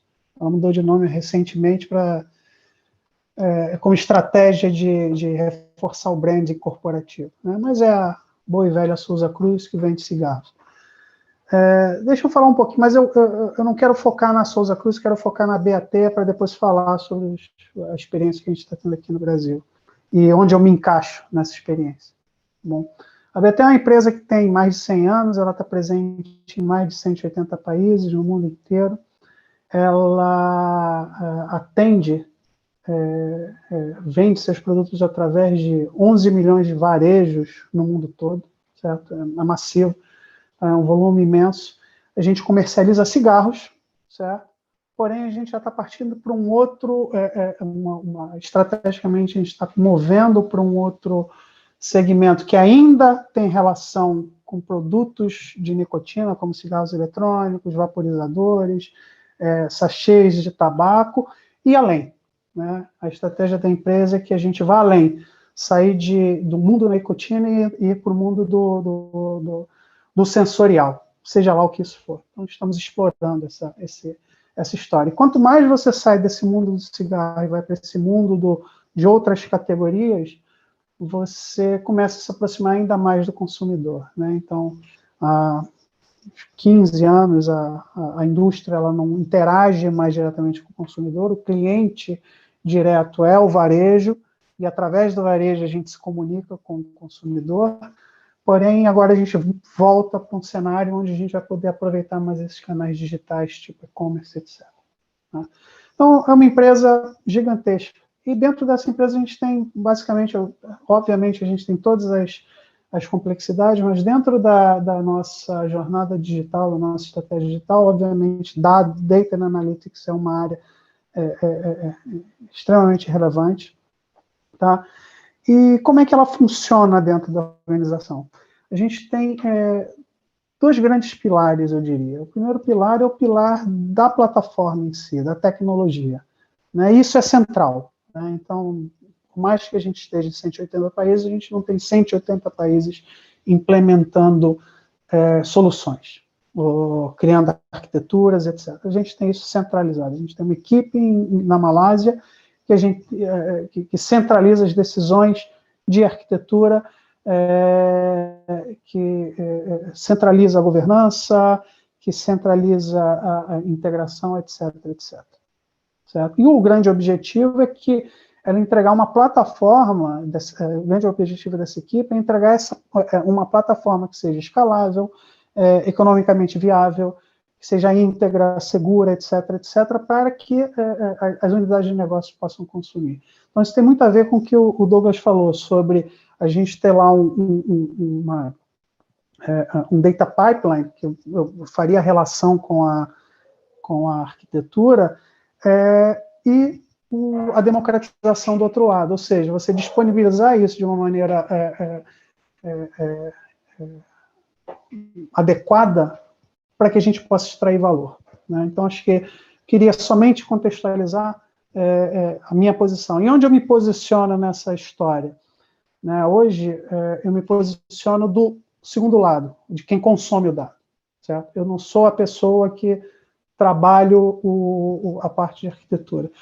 E eu acho que estar nessa posição de quem consome dado é uma posição interessante. Eu ouvi muita coisa, ouvi do Rogério, ouvi do Douglas, muito do que a gente está fazendo aqui, eu acho que eu posso reforçar e talvez trazer alguns elementos. Só que antes de falar dessa nossa jornada, de como consumir o dado e como é que essa questão da arquitetura, do pipeline, etc., influencia a gente, deixa eu só falar mais um pouquinho da minha função e em que parte da BAT eu me encaixo. Né? Então, a BAT hoje ela é dividida em regiões, são 5 regiões, né? Então a gente tem Ásia, Pacífico e Oceania, a gente tem Europa e África do Norte, a gente tem Américas e a África Subsaariana, e a gente tem Estados Unidos, são 4 regiões. Eu sou responsável pelo supply chain da região Américas e África Subsaariana. O que é esse supply chain? O supply chain vem desde a plantação do fumo até a entrega ao nosso cliente, seja o cliente varejo, seja o cliente final, quando a gente fala de novas categorias, os canais de e-commerce que a gente tem. Então, esse é o rol. E dentro desse supply chain a gente tem fábricas, a gente tem logística, a gente tem centros de distribuição, a gente tem uma infinidade, tem fornecedores, tem uma infinidade de questões. Ok? E o desafio que a gente vinha tendo nessa jornada toda de transformação digital, porque essa jornada começou a ganhar tração na empresa há uns 2 ou 3 anos, foi sempre aquela história de que todos sabemos que dado é importante, o dado é o novo petróleo, você fala com um presidente de uma unidade de negócio, ele fala isso, um diretor de marketing fala a mesma coisa, um diretor de logística. Todos falam isso, mas ninguém sabe exatamente concretizar essa história, né? E aí vai a forma que a gente se estruturou para que a gente pudesse sair da inércia e começasse realmente a agregar valor foi a seguinte: primeiro, esse investimento na plataforma. Então, isso é fundamental, como o Rogério falou, a gente tem que realmente focar nisso e, ok, temos que ter uma infraestrutura aqui. Só que tem uma questão que a gente sempre vem discutindo, que vem primeiro, né, que é a questão do ovo ou da galinha. Mas eu invisto nessa infraestrutura, mas essa infraestrutura não me gera valor. Qual o business case dessa infraestrutura? Então, tem uma questão de fé também nesses investimentos. Tem uma questão de estratégia de longo prazo que a gente tem que articular bastante, né? Então, houve toda uma articulação de que se eu, para algumas determinadas áreas, se eu fizer essa estruturação, lá na frente eu vou colher o fruto. Tá? Então, essa é uma parte uma parte do foco.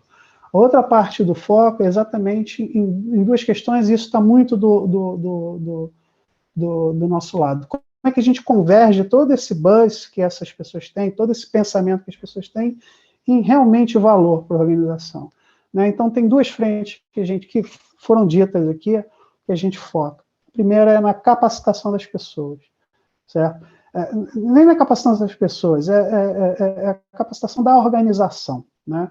E o que significa capacitação da organização? Isso significa que tirar da TI, ou tirar do time de tecnologia, a questão de conhecer, o time de tecnologia, ser o time de tecnologia o único a conhecer do tema, né? Ou seja, fomentar, educar a organização para que eles conheçam do tema, até no nível mais técnico, né? Então, tem toda uma questão de campanha, educação, contratação de novos recursos, reestruturação de equipes, para que a gente possa ter a organização capacitada, né? Então, isso é uma frente de trabalho, e eu estou 100% envolvido nessa história. Tá? E uma última frente é a frente de, ok, como é que a gente entrega, faz a entrega, cria os produtos, consome essa história, né? E, de novo, a gente vai cair nos squads, né? Então, são times multifuncionais com gerentes de produto, e os gerentes de produto são pessoas das áreas de negócio, certo? Não são, obviamente, pessoas de tecnologia ali dentro, porém, é a área de negócio que faz o drive da história, metodologia ágil, todos esses temas que a gente conversou. Então, esse é o panorama, pessoal. O panorama onde a gente está imbuído na BT, a gente tem um time central que cuida das plataformas, e plataforma no sentido amplo, desde da arquitetura, soluções, integrações, microserviços, até a questão de curadoria de dados, catalogação, governança, segurança, etc. Certo? Isso é plataforma, isso é um serviço que a gente recebe, é um serviço central, ok? E a outra parte da estrutura, que é uma parte mais fragmentada, é como é que a gente extrai valor dessa história, ok? E o interessante é que, sendo uma empresa que está presente em 180 países, geralmente o meu problema aqui é um problema do cara do outro lado, né? Então, à medida que você soluciona o seu problema, esse seu problema é construído sobre uma plataforma, o cara do outro lado, ele não precisa começar do zero, ele vai A partir dali, ele vai resolver o problema dele também. Ok, pessoal? Bom, dito isso, deixa eu trazer um exemplo prático de como é que essa história funciona. E eu falo, antes de ir para esse exemplo prático, por que eu estou trazendo essa questão, uma empresa grande, etc., gigante, 180 países, mas como é que isso poderia se encaixar num universo diferente? Certo? Eu acho que tem independente do tamanho da organização, acho que tem 2 elementos que são fundamentais aqui. O primeiro elemento é que a gente tem, o que a gente tem um centro de excelência para a tecnologia. Né? Isso é central, isso não está fragmentado. Você tem um time de especialistas que realmente patrocina e cuida de uma plataforma. Certo? Essa plataforma vai evoluir, ela vai ser segura, etc. Isso não está fragmentado. As decisões, por mais que eu tenha heads of IT no mundo todo, ou em vários lugares, pessoas trabalhando, fornecedores abordando a gente, essas decisões estão ali. Ok? E, obviamente, essas decisões elas vão ser driveadas por negócio, etc., porém elas estão centralizadas. Por outro lado, toda a questão de consumo ela tem que ser totalmente oposta, ela tem que ser totalmente fragmentada. Okay? Ok, hoje somos 180 países, mas poderíamos ser 20 lojas, poderíamos ser 27 estados, etc., etc. Então, essa questão tem que ser fragmentada, tem que estar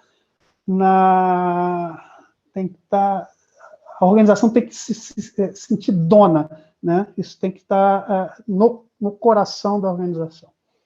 Mas, bom, deixa eu dar um exemplo, 2 exemplos, certo? Bem rapidamente, para tentar ilustrar como é que isso funciona. O primeiro exemplo é no Brasil, tá?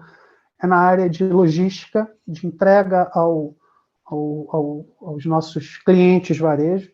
Aqui no Brasil a gente atende diretamente algo em torno de 250 mil varejos, certo? Coletando pedido todo dia, fazendo a entrega no dia seguinte. Então, imagina em grandes centros, em centros remotos, enfim, imagina como é nervoso isso, e como a questão de gerir frota, gerir equipe, gerir, hoje em dia, a questão de ESG, né, de ambiente, governança, etc. Como é que você mede emissões, como é que você gerencia o custo, como é que você atende os níveis de serviço, etc.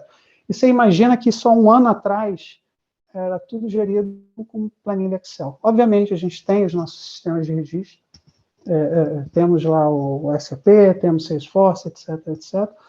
Porém, a gestão da performance era Excel, manual, e pior, você tinha 20 pessoas fazendo a gestão, ou seja, às vezes os KPIs nem falavam, né? Você comparava banana com laranja. Porém, a demanda não... A gente chegou na área, entendeu aquele problema e viu, poxa, tem uma oportunidade aqui, só que a demanda não era nem essa. Vocês imaginam que, por mais que eles estivessem fragmentados, etc., etc., eles não entendiam que eles estavam ruins nesse sentido. A demanda era por algo maior. Eu quero já partir para um machine learning, eu quero já ter um algoritmo avançado, porque eu quero fazer a previsão da minha entrega, eu quero fazer a previsão da rentabilidade da minha rota. Bom, espera aí, acho que tem um passo antes. Né? Então, acho que tem toda aquela questão de educação que eu falei, tem a ver com isso também, e gerenciar a expectativa. Ok, é lá que você quer chegar, então o primeiro passo que a gente fez foi estabelecer uma visão. Ok, é lá que você vai chegar. E o segundo passo foi, como é que a gente desenha, como a gente vai chegar lá? E aí a gente desenhou uma estratégia. E a estratégia vai muito em linha daquela curva de maturidade do Analytics, né, que começa com toda a questão de você conseguir, do descritivo, né, você gerenciar a sua performance, passando por entender por que aquelas coisas acontecendo e indo para modelos mais sofisticados. Né? Então, o primeiro acordo que a gente fez foi, ok, então, estamos de bem com a visão, essa visão ela vai acontecer em algum momento no futuro, muito provavelmente daqui a 2 anos, só que para a gente chegar lá, a gente tem que desenhar esses passos. E o primeiro passo foi exatamente essa história de, ok, então a gente precisa ter uma forma de gerenciar a performance de uma maneira menos manual, mais automática, etc., etc. E isso é interessante porque, lembra que eu falei que tem um time de plataforma lá me entregando as tecnologias? Esse caso de uso, ele disparou uma série de questões para o time de plataforma resolver. Como é que eles iam integrar com todos os serviços que a gente estava falando? Quando a gente fala de gerir gestão, de fazer gestão de resultado, de performance nessa área, a gente fala não somente de sistemas internos da organização, como sistemas externos. E a gente estava muito focado em sistemas internos. Então, isso disparou. O caso de uso disparou discussões de tecnologia e de arquitetura. Então, acho que isso foi bem bacana, foi um aprendizado, porque não necessariamente o cara sabe de tudo antes, né? Muitas vezes isso é puxado pela demanda. O segundo ponto que a gente fez para esse primeiro momento de ter uma gestão de desempenho mais robusta e criar o nosso Data Lake foi o seguinte: ok, antes de criar o Data Lake, ok, entendemos nossos datasets, entendemos as fontes de dados, entendemos as implicações de tecnologia para capturar esses dados, porém a gente não sabe exatamente como é que isso vai acontecer. Isso vai muito em linha com a história lá do sandbox, do MVP, que tanto o Rogério como o Douglas falou. Ok, então vamos montar um squad aqui para a gente fazer os MVPs dessa história. Então, e foi interessante, porque quando a gente olhou para dentro de casa, a gente não tinha os capabilities, as pessoas não existiam, né? Então, as pessoas tiveram que ser contratadas, né? E qual foi o benefício esperado dessa história? Não foi nem um benefício muito sofisticado. Foi o seguinte: ok, se nós fizermos isso direito e automatizarmos, etc., a gente vai ter além de ter uma estrutura mais enxuta, a gente vai poder tomar melhores decisões. E aí a gente contratou gente adicional naquele momento, certo? Esse time era mais capacitado, e eles começaram a fazer os seus mockups. Fizeram seus mockups, e ali, um momento que a gente estava entendendo como esse negócio funcionou, a gente pegou aquilo e falou: agora vamos botar um squad mais técnico, mais robusto para fazer a entrega. E a entrega foi feita. Né? Então, encurtando a história, a gente está com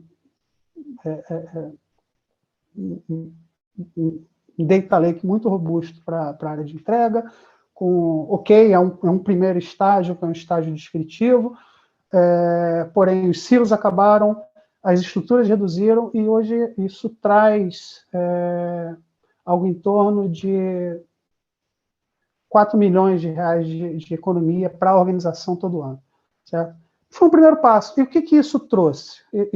Isso foi o que rompeu, o que mudou a organização, transformou radicalmente a organização? Não, mas isso trouxe credibilidade. Agora a gente está pronto para ir para o próximo nível, tanto do ponto de vista técnico, como do ponto de vista de cultura, como também do ponto de vista de acreditar. Né? Lembra que eu falei que estabelecemos a visão? O primeiro passo foi esse. A gente criou os fundamentos, e agora a gente acredita que a gente vai avançar, já estamos desenhando, aí, já vamos pular a etapa, vamos fazer diagnóstico junto com modelos preditivos, então a gente já está trabalhando nisso, a gente já montou a estrutura para fazer as entregas dos primeiros modelos, certo? Mas eu queria contar para vocês um pouquinho dessa jornada. Tá? Então, é uma jornada que... Então, você tem eu parti na minha fala num contexto de organização onde você tem um time central provendo um serviço para mim, que é a plataforma, eu tenho um time de negócio que faz um drive junto com o time de tecnologia dos casos de uso, e partindo de um cenário onde você estabelece uma visão, certo? Mais complexa, porém começando pequeno, só que esse pequeno ele é muito trabalhoso, né? Ele precisa ter um valor, e ele teve valor. Então, o foco nesse caso foi, ok, para alcançar lá, o primeiro passo é criar um Data Lake. Esse Data Lake ele tem que estar associado a um benefício de negócio. O meu benefício é automatizar e trazer valor com todos esses KPIs que estão espalhados para lá e para cá. Isso trouxe um benefício, está trazendo um benefício de alguns milhões de reais por ano. Bom, essa era uma primeira história. Não sei se eu ainda tenho mais algum tempo, eu poderia contar uma outra história na fábrica, que aí já é um pouquinho mais avançado. Tem problema? Infelizmente, a gente está ficando com o tempo apertado, então eu já vou começar aqui as perguntas e respostas. E aí, para a gente começar, quero estimular os executivos a trazerem aí seus questionamentos aqui para os palestrantes, né? Tanto para o Marinaldo, para o Douglas, como para o Rogério. A ideia é que esse momento seja protagonizado por vocês, como nós combinamos no início do nosso bate-papo. Então, eu queria saber se alguém gostaria de começar trazendo aqui seu questionamento para os executivos.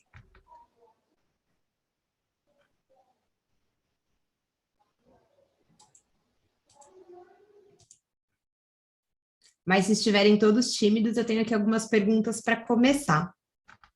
E aí eu vou trazer aqui alguns questionamentos e caso o executivo esteja aqui na sala queira complementar, fique à vontade. Mas eu vou começar por um do próprio Rodrigo do BNDES, que ele trouxe um questionamento muito interessante antes mesmo da nossa iniciativa, né? Ele pergunta como fazer os líderes da companhia pensarem mais com os dados e assumirem a responsabilidade de tratarem esses dados, né? Como ele pode e precisa organizar isso para os outros executivos. E aí, Rodrigo, se você quiser me complementar, fique à vontade. Quero convidar o Douglas para começar respondendo. A minha abordagem sempre é muito prática, tá, pessoal? Eu sou um cara que gosta de responder aos desafios com algum tipo de fato, né? Com algum tipo de prova, com algum tipo de exemplo, ou mostrando que aquilo pode ser perseguido através de algum tipo de resultado, um quick win, sabe? O que eu faria? Eu tentaria. Isso não é numa vez, num mês, em 6 meses, isso é ao longo do tempo, né? Acho que no dia a dia, se a gente tem essa missão, essa incumbência de fazer com que a organização enxergue que considerar dados nas suas decisões, né, na sua inteligência de negócio é importante, a gente precisa ser muito persistente, né? Acho que no dia a dia a gente precisa ter muita, vamos dizer assim, perspicácia, ok? Para que, no momento em que a gente estiver se relacionando com essas áreas de negócio, com esses squads que implementam soluções tecnológicas para que o negócio utilize, que a gente consiga aproveitar oportunidades para poder empregar uma capacidade estatística ali, disponibilizar um relatório de forma mais simples ali. E aí você começa a mostrar para as pessoas, e aí não é só para os executivos. Você também tem que pensar nas pessoas que apoiam essas operações, né? Tanto dos squads que implementam, porque eles precisam entender o valor disso, para que essas capacidades, em função dos dados, sejam incorporadas nesse processo criativo de criar a solução, né? Então, você começa no squad, vai para aquelas pessoas que apoiam a área de negócio, determinada operação, e aí você vai convencendo essas pessoas, você vai mostrando para essas pessoas que pensar de um jeito diferente traz resultado, né? E aí você pincela, né, aquelas pistas que você quer correr para que esses resultados sejam mostrados. Está vendo isso aqui? Ó, isso aqui só foi tão fácil assim, porque a gente pegou e organizou lá atrás, ó, naquela outra situação, os dados desse jeito. Lá a gente identificou, lá a gente preparou, tá vendo? A gente previu essa necessidade. Tá vendo agora? Agora, ó, 5 minutos. Mentira, tá? Ó, um dia, tá? Sabe? Precisa muita perspicácia, tá? De quem está operando a governança e tem essa incumbência de levar essa mensagem para a organização. E, de alguma forma, você tem que, na sua governança, também colocar este objetivo como um desafio da governança. De forma que, ao longo de todos os papéis que estão definidos nela, você deixar esse mindset cada vez mais, sabe assim, reforçado com atitudes, atividades, coisas que precisam ser feitas no dia a dia para que isso seja alcançado. É como eu vejo. Se eu puder complementar, Douglas, eu concordo absolutamente com tudo que você falou. Eu só tenho 2 comentários. O primeiro comentário é que é muito difícil você chegar para um executivo e dizer para ele que ele não toma decisão baseada em dados, porque ele toma, né? Talvez não seja o melhor dado, talvez ele não esteja extraindo o maior valor. Então, acho que tem que tomar esse cuidado também na narrativa. Sim, você toma decisão baseada em dados e suas decisões são as melhores possíveis com os dados que você tem. O que eu posso dizer para você, de repente, para o executivo, seria, olha, você pode ir além, certo? Se a gente fizer isso. Isso é um ponto, né? Esse é um comentário. E o outro comentário é somente para reforçar o que você falou, né? Que realmente mostrar de forma prática o valor, porque, assim, acho que todo mundo entende, todo mundo quer, todo mundo seria apaixonado para ter. Só que quando o pessoal vê a conta dessas arquiteturas, o pessoal fica muitas vezes horrorizado, porque ele não entende o que aquilo vai trazer. Então, sim, exemplos práticos e começar pequeno, certo? E fazer propaganda, fazer propaganda, fazer propaganda. Não deixa isso virar algo orgânico, tem que ser algo que tem que ser mostrado, por menor que seja. E contextualizar. E o contexto disso tem que ser o seguinte: isso aqui é parte dessa visão maior. Tudo que você fizer tem que estar associado a essa visão. Se a visão da tua estratégia de dados é chegar em determinado lugar, qualquer coisa que você fizer, você tem que relacionar isso, que isso fixa na cabeça dos executivos. Bom, Marcelo. Quer complementar, Rogério?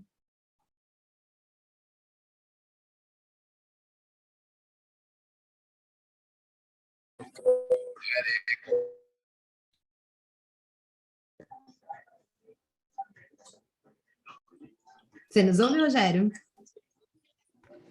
Cortou. Você pode repetir, por favor? Claro. Perguntei se você gostaria de complementar uma das perguntas que chegou para nós, que era justamente sobre como fazer com que os líderes da empresa, né, pensem mais com dados e assumam a responsabilidade de tratar esses dados. Sim, claro. Eu acho que um dos pontos, eu até comentei isso no nosso chat, né? Uma das formas da gente envolvê-los mais e até minar algumas resistências que são normais entre executivos, né, é tentar encontrar problemas, dores específicas deles, né, e levar soluções simples. Tentar desmistificar e não querer oferecer coisas muito sofisticadas, mas algo que esteja muito ligado a um problema que você resolve simples ou rapidamente, né? E aí eu acho que a gente consegue criar um capital político importante, né, para que essa transformação ela seja mais aceita. E como eu comentei no chat, eu acho que assim a resistência executiva da liderança, né, ela é a pior que tem, porque ela é meio, você não consegue enxergá-la muito bem e o impacto dela é muito grande, né? Então acho que uma forma é tentar trazer soluções simples, né? E a outra forma que eu acho que é importante a gente trabalhar também é poder celebrar e comunicar esses resultados de uma forma inteligente. O que é inteligente nesse caso? É poder passar para os outros executivos e ajudar esse executivo que você acabou de beneficiar, né, a entenderem que o negócio não é tão complexo quanto parece e também do ponto de vista de usuário, né, você não precisa entender exatamente tudo que está acontecendo dentro de um modelo ou entender muito estatística. Você precisa só ajudar o pessoal que está trabalhando na construção dos modelos, né, a construir modelos que façam sentido para problemas reais e que estejam ajudando de alguma forma, né? Então, acho que seria mais nessa linha. Eu gostei muito do que foi colocado hoje, né? Eu acho que a gente falou de coisas bem interessantes relacionadas aí a essa jornada de dados, né? E eu acho que assim a experiência, de novo, que a gente tem, que eu tenho na minha carreira e principalmente agora lá no Hortifruti, é que é uma tarefa realmente que exige uma certa paciência. A gente não pode achar que você vai conseguir da noite para o dia fazer essa virada e ganhar toda a liderança de uma vez só. Você tem que ganhar um a um, você tem que ir mostrando resultados e trazê-los para perto, né? Tirando todo esse viés muito de ciência, muito de tecnologia, muito pesado e deixando esse negócio o mais transparente possível. Eu acho que essa é meus comentários finais aí nesse sentido. Obrigada, Rogério. Pessoal, fiquem à vontade para trazerem questionamentos, né, de vocês. Nós ainda temos alguns minutos para perguntas. João, fique à vontade. Isso, eu queria falar. Tudo bem, pessoal? Eu queria mais no assunto de democratização de dados, né? Então, assim, aqui na Claro, a gente tem buscado muito isso. Então, a gente já tem uma postura de democratização há muitos anos, né? A gente usa muito API, muita API para fazer. Hoje a gente tem mais de 1.000 APIs, são 4.000 acessos por segundo dessas APIs nos sistemas internos, né? É um dos caminhos que a gente tenta buscar. A gente está criando um portal meio marketplace interno aqui de APIs para que as pessoas internas possam poder acessar e descobrir o que a gente tem de informação. Mas ainda é um caminho muito difícil, né? Quer dizer, aqui a gente, ou você tem uma API que já está distribuído para certas pessoas ou certas áreas que vão acessar, os sistemas mesmo.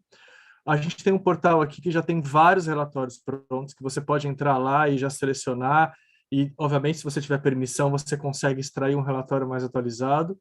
Ou o terceiro caminho, que é não tem relatório, não tem API, vamos lá e pedir um relatório novo, pedir um dado novo, pedir uma informação nova. Então, isso pode ser desde, por exemplo, eu quero saber todas as quantidades de usuários numa região que tem iPhone 8, por exemplo. Às vezes eu não tenho essa informação pronta, e eu quero cruzar isso daí com algum outro tipo de análise de quais só esses caras que são plano pré-pago, por exemplo. Isso é um pouco difícil, né? Porque a democratização ela parece que você não realmente é muito grande, é um universo gigante, né? Você caminha, mas cada vez você começa a perceber. E quanto mais as pessoas têm acesso a dados, mais elas querem, né? Então, quer dizer, como é que vocês veem essa questão da democratização que a gente possa também, além de chegar nas pessoas que são nossos cientistas de dados, que são nossos sistemas, como é que isso chega no usuário final, né? Quer dizer, aquele cara que, de repente, um vendedor que tem uma ideia que ele pode entender melhor a área dele, seja uma loja, seja um vendedor corporativo. Quer dizer, como é que aquele usuário que tem uma ideia, ou mesmo um cara de marketing, e conseguir isso mais fácil, né? Ou seja, se já não tem disponível, tem que pedir, aí demora 2, 3 dias, aquela ideia já está em outro foco, né? Esse mundo VUCA que a gente vive aí já está em outro caminho. Quer dizer, como é que você pensa isso? Tem que ter uma evolução de RPA, inteligência artificial, alguma coisa para ir para esse próximo nível, né? Belo viés. Eu gosto de pensar esse tipo de situação, João, assim. Pensa como a gente pensa assim a modernização de aplicações para cloud, né? A gente tem lá um monolito em que a gente pega essas capacidades, essas funções de aplicação e vai quebrando em microserviços. Eu pensaria o dado desse jeito, tá? Então, pensa, por exemplo, nessa visão 360 que você pode ter das coisas, ou do cliente, ou do produto, né? E essa visão 360, ela é composta por, vamos chamar de objetos de dados que compõem essa entidade de dado, o cliente, né? Então, você pode ter o produto que o cliente assina, você pode ter o cliente, você pode ter o comportamento dele. É como se fosse uma espécie de catálogo de dados que serve ao propósito de dar informações sobre uma entidade de dados. Então, quando você tem essa árvore, né, o que compõe o cliente? Compõe isso, produto, cesta, próxima oferta, não sei, tá? E esse catálogo, e assim, eu concordo contigo, é difícil você pegar e arquitetar isso. Isso às vezes tem que ser arquitetado com base no que você vai percebendo que faz sentido no dia a dia, mas eu começaria a pensar assim, eu fatiaria essa entidade, exemplo, tá? Cliente, em torno do que compõe o cliente para Claro, e serviria isso do ponto de vista de API, tá certo? E quando você fala de divulgar isso para um ecossistema externo da empresa, por exemplo, bom, aí você aplicaria aí a governança de APIs que você de repente tem, né? É você de repente disponibilizar um catálogo que descreva o consumo dessas APIs, como você autentica, o que é o dado, como que você consulta, o que ele te retorna. Mas por mais que você pense e arquitete tudo, eu acho que ainda vai faltar muita coisa, isso aí você tem que fazer ao longo do tempo. Tá?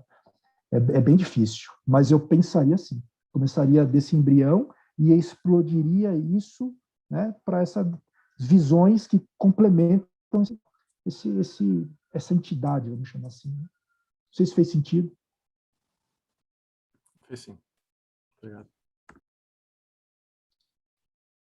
Marinaldo, gostaria de complementar? Não, acho que assim, o comentário do Douglas é fantástico, porque é o que a gente está vivendo aqui, assim, por mais que a gente catalogue, por mais que a gente classifique, por mais que esteja disponível, acho que tem 2 elementos. Primeiro, a gente nunca vai cobrir 100%. Né? Acho que o segredo é o quão rápido a gente pode cobrir, se aquilo é relevante ou não. Acho que esse é um ponto. O outro elemento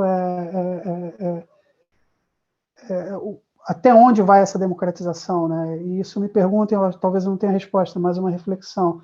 Será que é algo que é para todo mundo, certo? Seja o vendedor lá na ponta, eu acredito que sim, tá? Ou será que é para um outro grupo de pessoas mais especialistas? Talvez, e isso pode, na minha opinião, isso sim, a democratização tem que atender a todos os públicos, mas isso pode, algum tipo de classificação pode mudar um pouco a forma que a gente disponibiliza o dado, governa o dado. Enfim, é uma reflexão, não tenho resposta, é o que a gente vem discutindo bastante aqui dentro da organização. Só uma pincelada a mais, né? O comentário do Marinaldo me fez pensar em outro aspecto que faz bastante sentido, né? Se eu vou disponibilizar isso para um ecossistema externo, né? Ou se eu vou disponibilizar esses dados para o consumo por outras aplicações ou sistemas, e para fazer isso eu faço isso através de APIs, por exemplo, eu preciso, de repente, mapear, né? O que é esse meu ecossistema externo, né? Se é uma loja da Claro, quais são as expectativas que eles, de repente, possam ter em função do dado, né? De repente, entrevistá-los ou entrevistar, de repente, as lojas referência. Não sei se faz sentido isso. Mas para que a gente consiga, de repente, entender quais são os anseios que eles vivem no dia a dia, se é que vocês não sabem, eu acho que sabem, e em função desses anseios, desses objetivos, pensar a governança, né? E pensar o dado que tem que ser servido para esse tipo de público. Eu acho que também é uma forma de você tentar pensar de forma ótima em servir os dados que fizerem sentido para cada persona, vamos chamar assim, do seu ecossistema. Agora sim. E agora, antes do encerramento, eu vou convidar os palestrantes a fazerem suas considerações finais. Rogério, fique à vontade. Não, eu queria agradecer novamente o convite pela participação, né, e parabenizar todo mundo que participou aí. Eu acho que o nível das perguntas foi muito bom, né? Mostra que realmente esse assunto de dados está super quente e alastrando-se cada vez mais dentro das organizações. E dizer que os colegas também que fizeram as apresentações aqui trouxeram insights importantes, né? E eu também aprendi bastante com eles e com as pessoas e com as perguntas que surgiram, né? Então eu queria de novo agradecer e dar os parabéns aí para a EBDI, né? Que mais uma vez está contribuindo para essa conexão acontecer de uma forma bacana, de uma forma gostosa, né? Eu acho que a gente esses eventos que vocês promovem são muito gostosos de participar, e é sempre bom, né?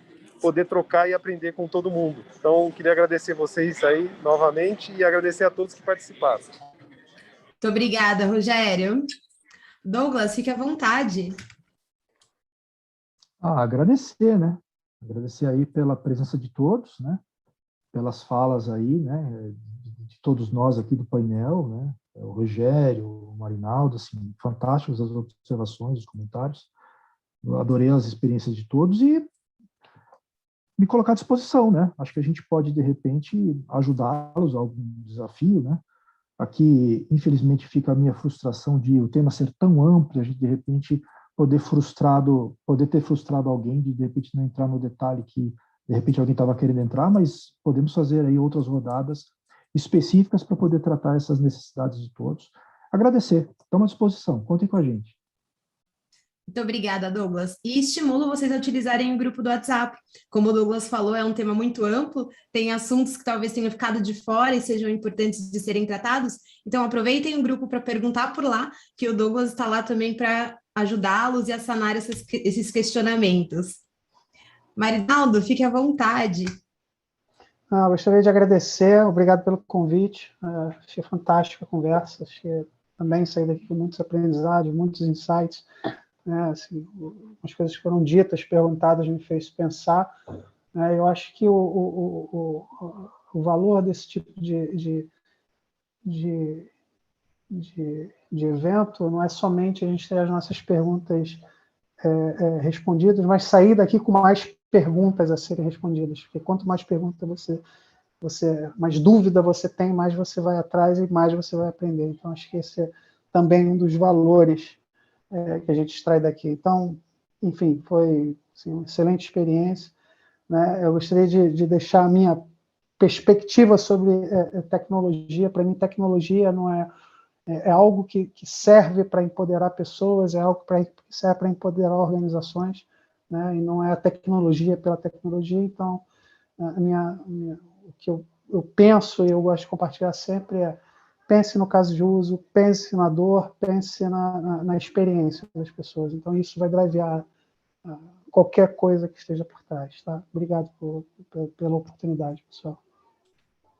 Nós que agradecemos, e do meu lado quero agradecer a participação de cada um de vocês que participou ativamente do nosso bate-papo, que trouxe aqui alguns insights, trouxeram questionamentos, fizeram valer a nossa conversa, e faço votos para que vocês continuem esse bate-papo lá no grupo de WhatsApp. Nós gostamos muito de acompanhar as trocas de vocês, são muito enriquecedoras para nós também, e espero revê-los muito em breve, presencialmente ou digitalmente.